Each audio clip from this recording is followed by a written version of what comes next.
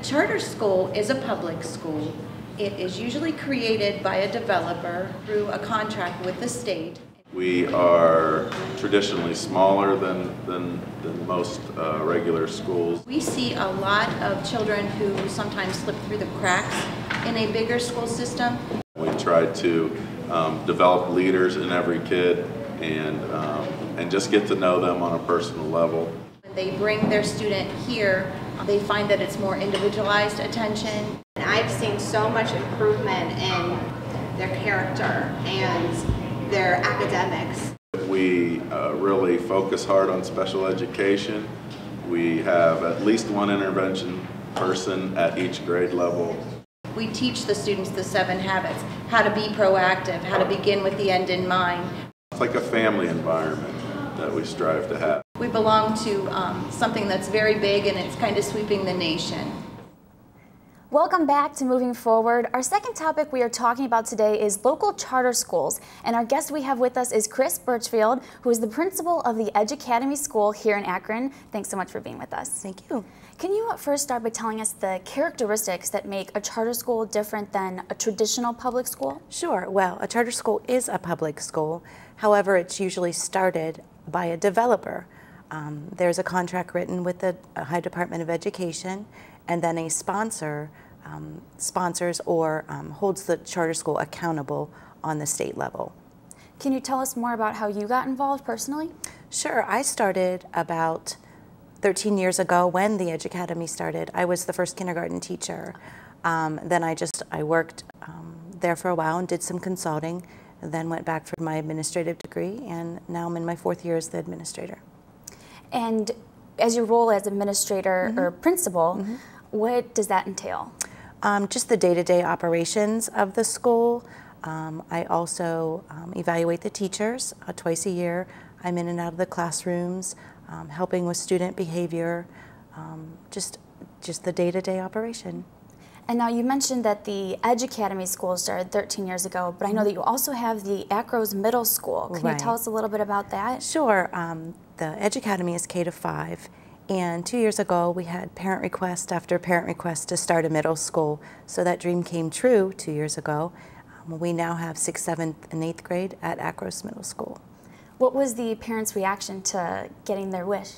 They were very excited. They liked the structured and smaller environment that the Edge provided, and now they see that carried over into Akron's. Same beliefs, same mission, same vision is there for the students. And so the charter schools they work with as a nonprofit organization and with sponsors. Can you kind of tell us about those?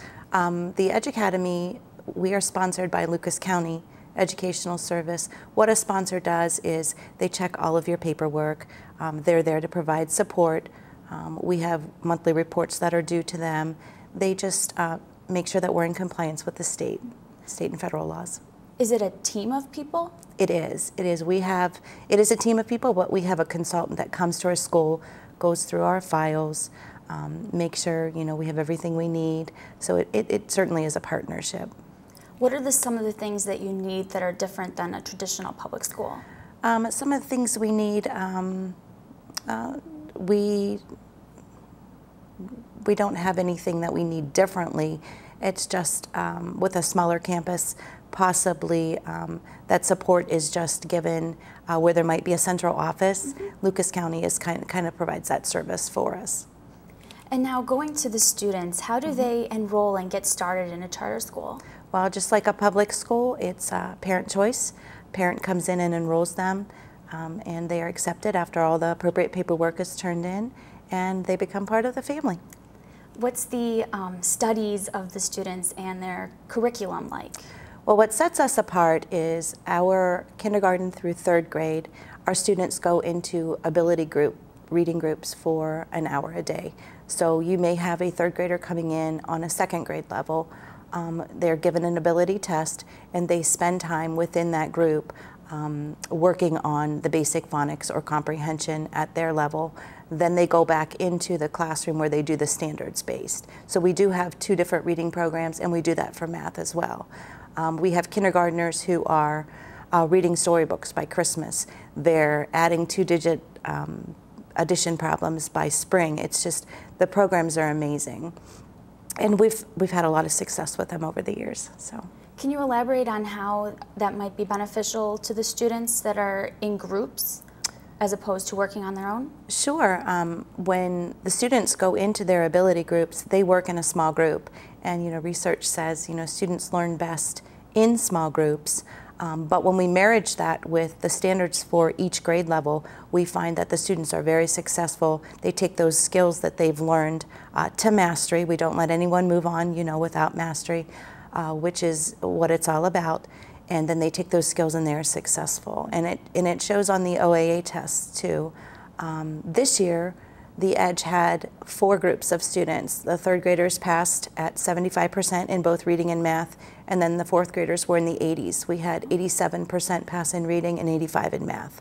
So we know what we're doing works, and I've got a group of devoted staff that come to work every day. The pay isn't as much in charter schools as it is in a traditional public school, so you really get those dedicated teachers. How about aside from the curriculum that the students are learning, the classroom rules or behaviors that are going on? Well, what we did 2 years ago is we brought a program into the school. It's called The Leader in Me. And if you know Ellen Kopy, who has the seven principles of highly effective people, this is the kid version. We teach kids, you've got to be proactive, and when we're disciplining them, we use that as a teachable moment. How could you have reacted differently? Well, I could have thought proactively. When they're outside playing, thinking win-win, how can this be a win-win situation for both of us? And just to see these students living these 7 habits, we find a lot of leadership qualities that you normally wouldn't find in a kindergarten or 1st grade, but we provide those opportunities for them to show us their leadership skills. So we are trying to achieve Lighthouse status for our school, and we should be there in about 2 years. So. Can you tell us what Lighthouse status is? Lighthouse status is just what it is. A lighthouse kind of stands, in the community, and it shines. And like I said, when people come in, we have students who basically are, giving the tours. They're cleaning their cafeteria. They are. We have a leadership day where they may.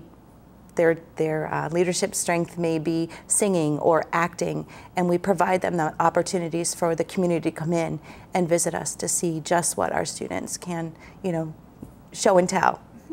So as the teachers are working towards this status with the students, what's their approach? Each day, we recite the 7 habits. The students know these 7 habits. What we try to do is, if Johnny's doing well at something, I like the way you're synergizing or working together in a group. What we really want to do is make the kids a problem solver when they go out into the community and they're working side by side, synergizing with their coworkers so that, a problem can be solved or, they are successful at it. As they're working in the classroom, what are the different programs that are offered to help them, again, achieve this status? The different programs, well, it's nothing that we teach in its own curriculum. It's embedded in the curriculum. It's just the verbiage used. When we are talking about, completing an assignment, it is what we call beginning with the end in mind, which is one of the habits. Here's what we need to do. We're going to begin with the end in mind. Here's what I want you to do today, and here's how we're going to do it. So they work through whatever task they may be doing, and then we celebrate them accomplishing the goal.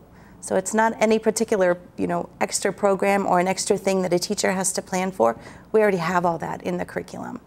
Are there different activities aside from regular classes that the students do? Yes, we actually have community meetings, and they're held once a month where different grade levels come to the gym and they showcase what they've been doing in their classroom and how those habits have affected them for that month. And it's just kind of a celebration. So what about the students and how they react to having so many different programs and options in their charter school? I don't know that it's so many different programs. It's just the Leader in Me is it just wraps everything into the basic curriculum. We do, over at Akron Middle School, we do have different things like First Tee Golf, which is a national golfing company that we got a scholarship, and we were able to actually have a golf pro come in and work with our students for 4 lessons. And you know, there's a lot of character development in golfing, so it turned out that the students did very well at that. We also worked with Pegasus Farms, you know, getting some community action here, where Pegasus is a horse farm, and we sent some at-risk kids, some pretty severe at-risk kids in 6th grade. 20 of them went for 4 visits, and it's just funny how the 7 habits just kind of embedded into that program too, where you've got this 1,100-pound animal. How do you get the animal to do what you want it to do and not become frustrated? So just very good lessons for our students. What's it like for you, from your standpoint, to watch these students grow after all of these opportunities? I walk through the hallways and I look at the structured environment that we have in the smaller environment, and knowing each student by name. You know, if someone's going to have a bad day, I can kind of tell by the look on their face. Just provide that extra support to them, and that's my job. I just want to see each of them successful, and just give these students an opportunity to really succeed. What do you think is the outcome to the rest of the community of charter schools? Well, I think that parent choice is good. I mean, school choice is good. What might not work for one student in a traditional school, they may just really come and be successful and succeed at our school, and I think that's what it's all about, just a different learning environment. And where are you hoping to move forward as a principal of the school? I am hoping once we hit that lighthouse status that we are able just to bring other schools under the Leader in Me, because I really think that it's beneficial for students to learn in an early age that we are in control, we're responsible for our own actions. And is there something that you just love about your job? I love it because not one day is the same. I don't go in and sit behind a desk and have 3 different things to do. It's all depending on what the students need, what my teachers need, just being there as a support to both of them. Yes. Well, thank you so much for coming out and joining us today and talking with us.